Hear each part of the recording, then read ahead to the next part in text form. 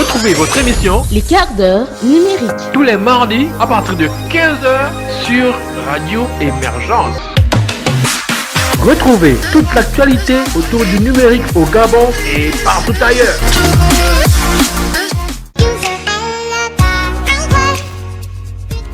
Bonsoir à Libreville, bonsoir le Gabon, vous êtes bien connectés sur les 91.6 et vous êtes sur l'émission Les quarts d'heure numériques et c'est la première émission. Donc on va faire une petite présentation. Les quarts d'heure du numérique, c'est comme le jingle, la bonne promo disait tout à l'heure, autant pour moi.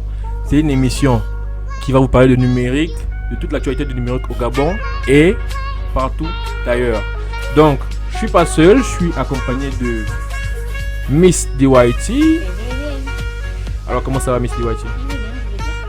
Et comment va l'univers numérique au Gabon? L'univers numérique va accueillir beaucoup d'actualités aujourd'hui. D'accord. Et que tu vas pouvoir nous annoncer. D'accord. Et donc déjà vous annoncez que nous ne sommes pas seuls dans le studio, nous avons Monsieur Emrique Dumer et Monsieur Dimitri Ongwa. Vous allez les écouter tout à l'heure dans la rubrique Le Débat. Bonjour à tout Émergence. Moi c'est Dimitri Ongwa. Je suis formateur à l'école 241 pour le référentiel développeur web et web mobile. Donc je m'occupe principalement de former des développeurs. D'accord. Ceux qui conçoivent des plateformes comme eBourse par exemple. D'accord. Voilà. Donc je salue déjà ma classe, une petite dédicace pour montrer que le développement c'est pas seulement le code, mais il faut savoir aussi parler de ce que l'on fait. La classe est Voilà. connectée là? Vous avez Oui, en ce prévenu? moment. D'accord, ok, ça marche. Alors Donc, du coup, coucou on va à la passer- classe. Hein. C'est Monsieur Emrique Dumer. C'est Emrique. Emrique, pardon. Emrique Dumer, community manager, chef de projet et présentateur de l'émission Let's Go Digital qui parle de numérique. Ouais, on connaît. On se renseigne sur la concurrence. C'est super. Alors, comme je vous l'ai dit tantôt, je suis community manager, je gère la présence sur les réseaux sociaux des marques et entreprises et aussi Rapprochez le micro là. je propose des solutions digitales D'accord. aux entreprises qui le souhaitent. D'accord. Ok. Donc là, pour récapituler, en actualité, on avait donc l'innovation avec la plateforme eBourse. On va reparler tout à l'heure de l'événement à la fin de l'émission. Donc on a parlé de l'événement du Digital Meetup de ce vendredi à la SING et aussi du numéro qui va faire de nous de l'innovation qui va faire de nous des numéros plus tard. Et donc Dimitri a dit que c'est une bonne chose, on verra. Donc puisque les invités sont déjà présentés, on va directement aller dans la rubrique débat. Les quarts d'heure Donc pour le débat, nous avons, comme vous avez entendu tout à l'heure, nous avons Monsieur Emrique Dumer et Monsieur Dimitri Ongwa. Ils sont déjà présentés, donc on va lancer les hostilités. Aujourd'hui, on va parler de numérique. Qui veut se lancer en premier? Alors juste pour la petite chose, c'est notre première émission. Donc pour que tous les auditeurs soient bien placés, il faut que nous puissions expliquer exactement c'est quoi le numérique. Et c'est de ça dont on aimerait que vous puissiez discuter aujourd'hui. Je commence. La com. J'aime bien. La com, c'est la com qui commence. Ah oui, parce que lui a la conception, Voilà. je suis à la com. Ah oui, toujours. Oh, trop bien. Alors de manière générale, le numérique, comme son nom l'indique, c'est justement la digitalisation de tout ce qui nous entoure. D'accord. De manière générale, votre papier, vous utilisez du papier pour écrire, on transforme ce que vous écrivez en nombre, en langage binaire de manière générale, on transforme ça en numérique. On transforme ça en information qui va circuler sur votre ordinateur, sur votre smartphone, sur des réseaux connectés. D'accord. Bon. Déjà pour essayer avec des concepts abstraits, ce qu'Emrique dit là, c'est vraiment ça. Ça c'est la partie que l'on voit, que toute personne lambda voit à travers. En fait, ce sont les bienfaits déjà.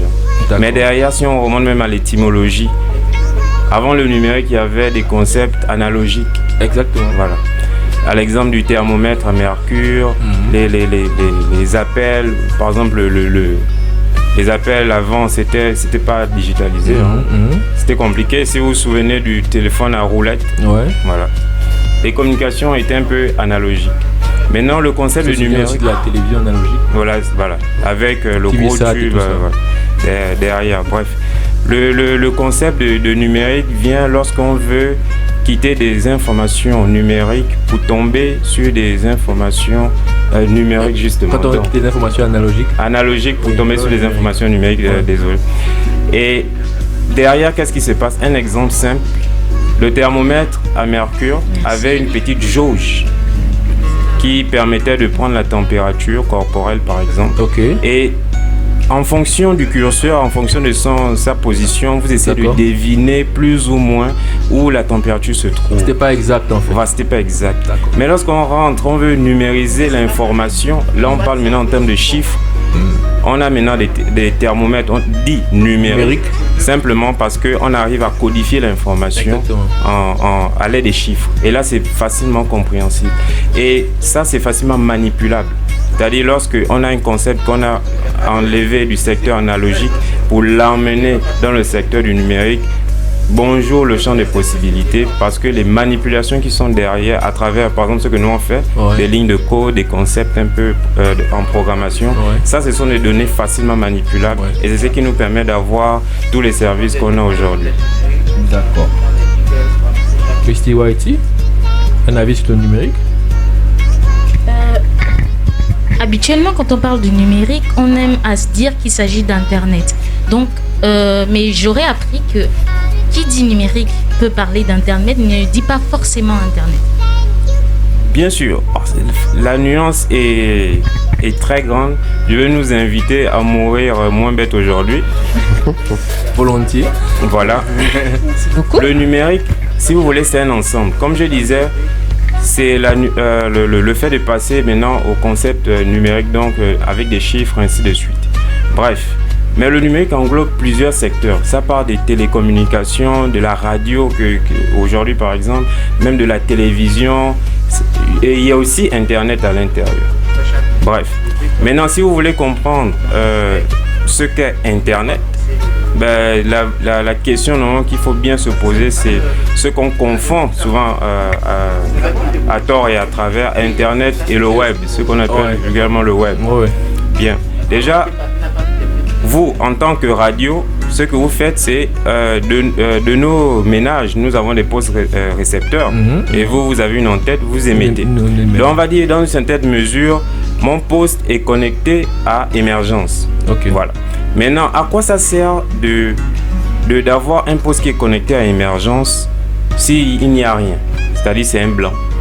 On n'écoute rien, il n'y a rien à l'intérieur. C'est là où il y a des émissions comme le quart d'heure numérique interviennent et ça rend cette connexion-là, on va dire, intéressante. Voilà. Et c'est ça Internet et le web. Internet, c'est simplement la connexion, l'interconnexion des appareils, ainsi de suite. Maintenant, le web, c'est un service présent sur Internet qu'on utilise à travers Internet. Donc on suppose qu'il y a d'autres services. Il y a d'autres services. Il y a le mailing, par exemple, le fait de s'envoyer des emails. Il y a par exemple l'échange de fichiers qui sont vraiment différents du web. Le web, c'est une partie des services que l'on peut retrouver sur Internet. Monsieur Dumer. Oui. Monsieur Angwa a fait tout étalage de ses connaissances. Du coup, je vais m'adresser plutôt à vous. À quel moment le numérique a commencé à faire avoir plus d'importance au Gabon, selon vous? Je dirais pas à quel moment le numérique, parce que on peut pas situer ça sur un calendrier, que c'est à partir de tel jour que le numérique a commencé à prendre. On est simplement en train d'observer les autres pays, les grandes puissances du numérique aujourd'hui, comme les États-Unis, comme la France ou l'Europe, et on ne souhaite pas être largué. Donc du coup, on a entamé un processus de digitalisation du pays de manière générale, et aussi avec les nouvelles technologies qui arrivent dans notre pays. On ne sait pas forcément comment ça fonctionne quand on reçoit ça. Au fur et à mesure qu'on utilise la chose, au fur et à mesure qu'on découvre les potentialités que ces appareils-là peuvent nous donner, c'est ce qui participe un peu au processus de digitalisation. Et à partir de là, on trouve des utilités, on pense à des solutions, à des améliorations du système de manière générale, l'administration, la santé, un peu de tout en fait. Ok, d'accord. Et Aujourd'hui, est-ce qu'on peut dire aujourd'hui que le Gabon est au niveau concernant le numérique par rapport à ce que le numérique peut offrir aujourd'hui comme possibilité en termes de services, en termes de produits? Est-ce qu'on peut dire aujourd'hui que le Gabon est à niveau? Alors, ce qui est sûr, c'est que le Gabon a encore une grosse marge d'amélioration. Il y a encore beaucoup de choses à faire, mais les infrastructures déjà présentes D'accord. et les services déjà présents sont, on va dire, largement suffisants. Mais comme le numérique évolue constamment, il faut aussi que les infrastructures, il faut aussi que les utilisateurs, il faut aussi que les citoyens évoluent. Ouais. Au fur et à mesure, le Gabon va encore évoluer. Il faut une certaine éducation populaire, il faut peut-être qu'on éduque, je ne vais pas dire éduquer une mentalité, mais éducation populaire. Au niveau numérique, il faut peut-être plus de sensibilisation pour que les gens comprennent exactement de quoi il s'agit et ce qui se passe dans leur environnement. Let's go digital. D'une part. Voilà, et on essaie de venir compléter. D'une part, c'est super. Voilà. Déjà, c'est sûr, il faut une certaine éducation. C'est ce que la NAF a commencé à faire. Ouais. Il n'y a pas longtemps, je pense il y a 2 semaines, ils ont clôturé leur campagne de sensibilisation sur l'utilisation d'Internet. Ok. Le slogan, c'était « Penser sécurité ». Ok. Parce que malheureusement, on se dit que tout ce qu'on voit, tout ce qu'on fait doit apparaître sur les réseaux sociaux, sur Internet. Mais Internet de nos jours est devenu un moyen de se vendre, d'avoir du travail, un moyen de gagner sa vie. Parce que beaucoup de personnes vendent maintenant sur les réseaux sociaux ou sur Internet de manière générale avec les sites Internet et autres. Donc c'est tout ça qui participe à ce qu'on appelle la sensibilisation. D'accord. Qu'est-ce que vous pensez des solutions Made in Gabon?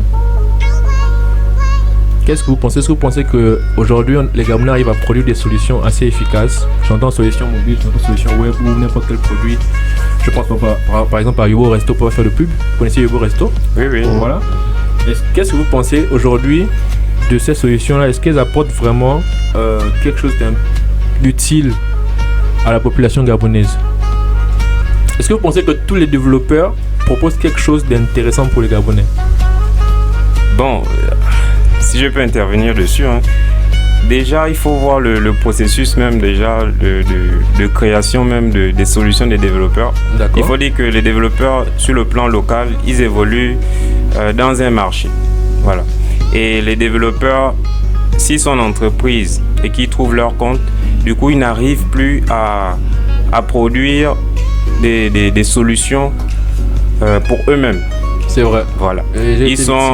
Ils sont, on va dire quoi, ils sont écroulés sous le poids du travail. Voilà. Et les bons développeurs, généralement, sont déjà bien casés. Donc ceux qui sont dehors, ils essaient de se perfectionner. Et justement, comme quand ils commencent à briller, la lumière commence déjà à... Il y a des recrutements, on vient les récupérer. Donc, ça relève peut-être une autre question, on va peut-être en débattre une autre fois, qui va parler justement de ces développeurs-là qui peuvent pas aller en freelance. Peut-être que l'écosystème freelance ici n'est pas très évolué et les développeurs ont du mal à évoluer seuls, quoi. Ils sont obligés de se caser justement dans des entreprises pour pouvoir avoir gain de cause. Bien, et c'est dans cette lancée-là, ceux qui restent, ils essayent, avec la culture qu'on a, de penser qu'on aura une application qui viendra bouleverser toutes les problématiques du quotidien des populations et on va se faire plein des poches. Bon, c'est pas trop comme ça que ça fonctionne. Ouais. Lorsqu'on met un produit sur le marché, il faut avoir le temps de l'observer, de le tester et surtout l'améliorer en fonction des retours du client. Et c'est pas tous les développeurs qui ont forcément cette culture ou bien cette patience-là.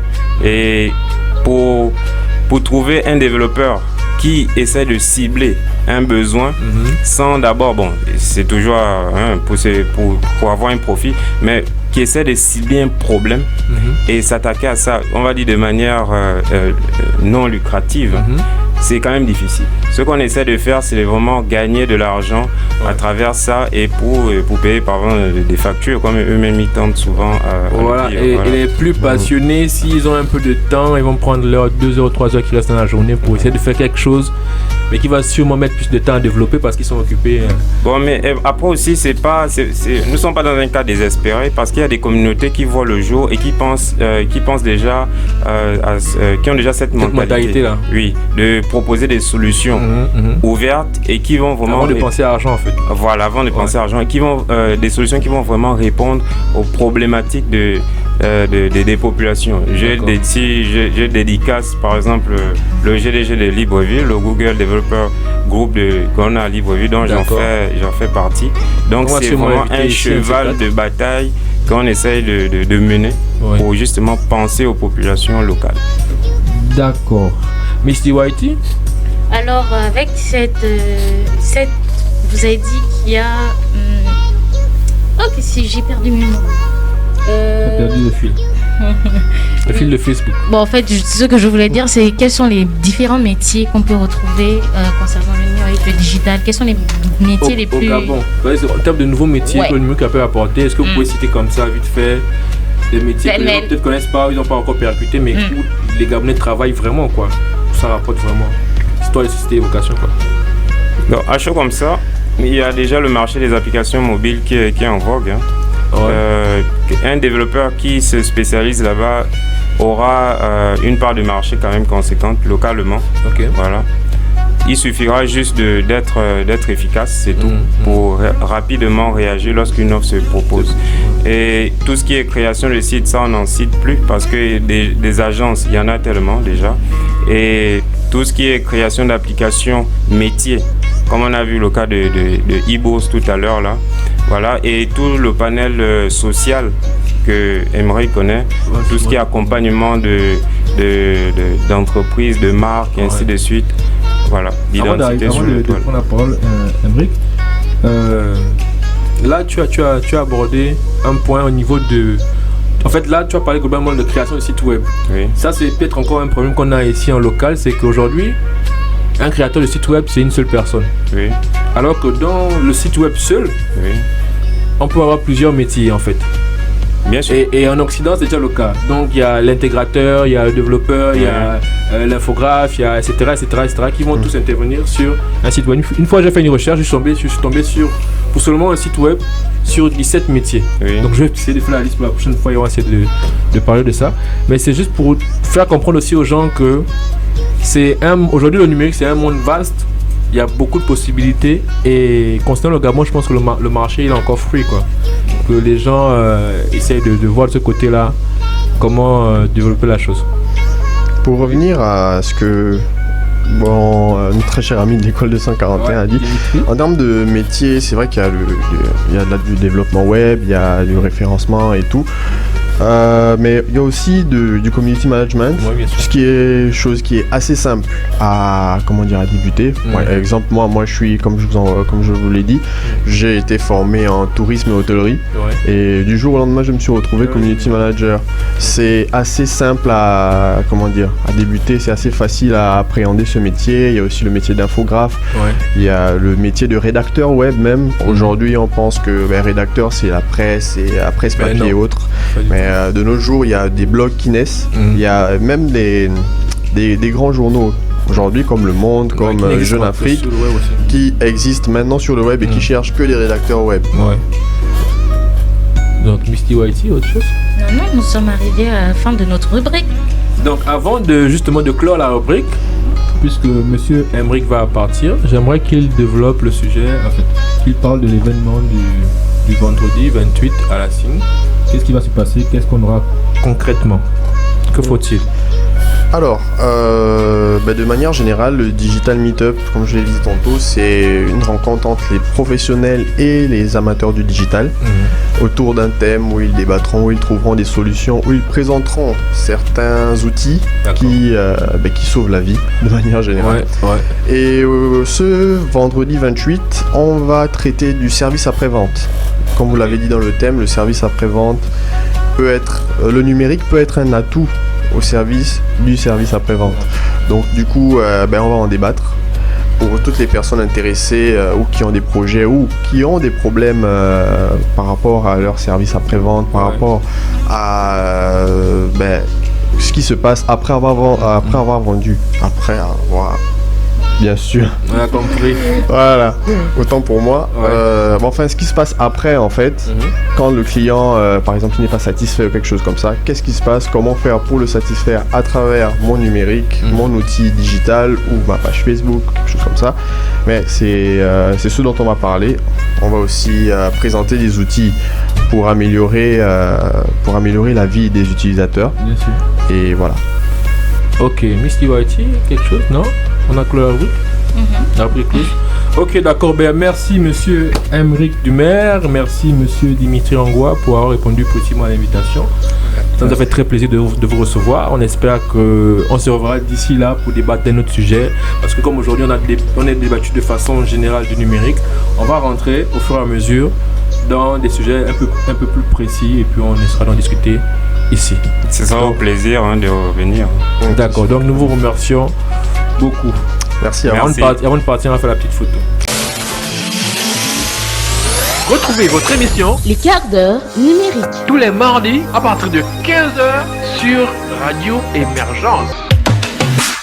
Retrouvez toute l'actualité autour du numérique au Gabon et partout ailleurs.